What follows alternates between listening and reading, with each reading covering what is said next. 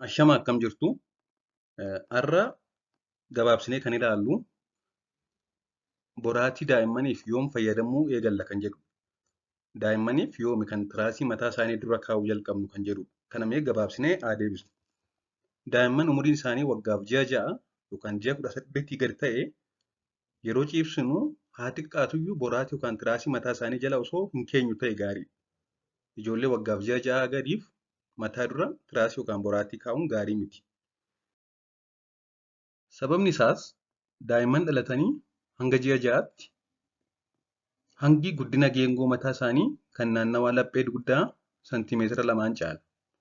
Kana jechuun heeddi sarkaanfiraansiin isaanii kan chest sarkaanfiraansi isaanii santiimeetira 2 caala. Kanaaf mataa isaanii turre guddaadha jechuudha. Chestii isaaniirra. Yeroo kana egaa yeroo kun akkas ta'ee jirutti yoo mataa dura waa keenye mormi isaanii walitti caba. Ji'a 6 hanga waggaaf ji'a 6tti heeddi sarkaanfiraansii fi chest sarkaanfiraansiin geengoon mataa fi naannawaan laphee dugdaa wal qixa ta'a. Kanaaf waggaaf ji'a 6 dura mataa isaanii jala yoo keenye mormi walitti jechuun walitti cabuudhaan akka isaan ukkaamaman yookaan qilleensa fudhachuu dadhaban ta'a jechuudha. Kanaaf hanga waggaaf ji'a 6tti mataa dura tiraasii kaa'uun gaarii miti. Sana booda garuu jaallataniinaan daa'imman isaanitti tolee jira taanaan mataa dura tiraasii xiqqoo ishee kaa'uufii ni dandeenya.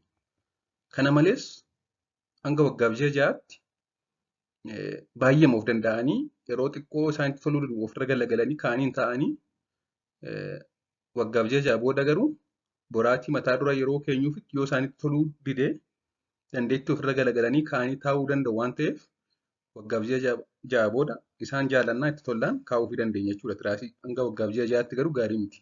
Galatoomaa turtii gaarii.